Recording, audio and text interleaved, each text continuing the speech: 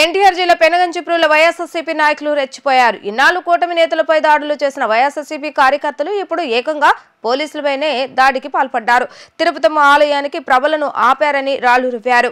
ఈ క్రమంలో 4 పోలీసులకు గాయాలయ్యాయి. గత 5 ఏళ్లు రాష్ట్రాన్ని రావణకాష్టంలాగా మార్చిన వైఎస్ఆర్సీపీ నాయకులు అధికారం పోయినా ఆగట్లేదు. కూటమి నాయకులను టార్గెట్ చేస్తూ ఎప్పటికప్పుడు దామనకన్న సృష్టిస్తూనే ఉన్నారు.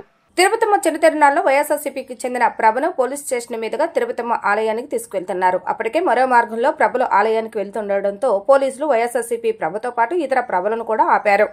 ఈ క్రమంలో ఉద్రేకపూరితంగా వ్యవహరించిన కొందరు వైఎస్ఆర్సీపీ శ్రేణులు పోలీసులపై రాళ్లు రువ్వారు. దొరికే వస్తువును దొరికినట్లుగా వారిపై విసిరారు. ఈ క్రమంలో జగ్గేపేట సిఐ వెంకటేశ్వర్లు తలకు గాయమైంది. మరో 3 పోలీసుల సిబ్బందికి తీవ్ర గాయాలయ్యాయి.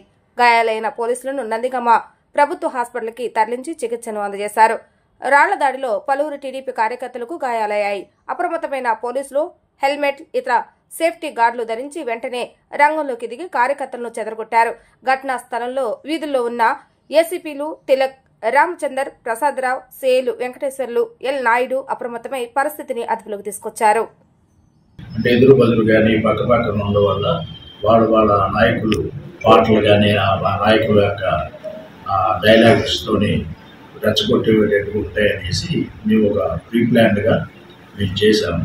కానీ వీళ్ళు వైలేట్ చేసేసి మేము అందరూ దూరిపోతామని రావడంతో అక్కడ కవ్వింపు చర్యలు తర్వాత వాళ్ళు స్వల్ప ఘర్షణ కూడా దిగడం మొదలెట్టారు. అది మేము యాంటిసిపేట్ చేసి వాళ్ళని వెళ్ళి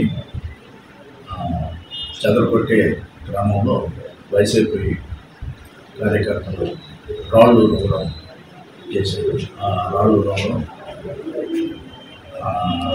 మా స్టాఫ్ 3కి ఇంజరీస్ అయ్యాయి. అతనికి ఓడెంట్ చిరుపాత్రకము రైట్ ఎల్బో మీద ముగ్గురిని గవర్నమెంట్ హాస్పిటల్లో దీనిపై నేను ఎంపీసీలో వైసీపీ నుంచి వచ్చినాయి అన్నారు. ఆ రాళ్ళు వేసడం వైసీపీ కార్యకర్తలు ఇటువైపు రాళ్ళు వేసారు. మధ్యలో మేము గుర్తించారు. రాళ్ళు వేసిన గుర్తించాము. ఎంతమంది ఉన్నారు సార్? ఇంకా అది 2-3 మేము మనుషులైతే ఐడెంటిఫై చేశాము. ఒక 1/2 డజన్ పర్సన్స్ని ఐడెంటిఫై చేశాము. ఇంకా గుర్తించాము. గాయపడ్డ పరిస్థితి ఎలా ఉంది? హాస్పిటల్లో ట్రీట్మెంట్ తీసుకున్నాను.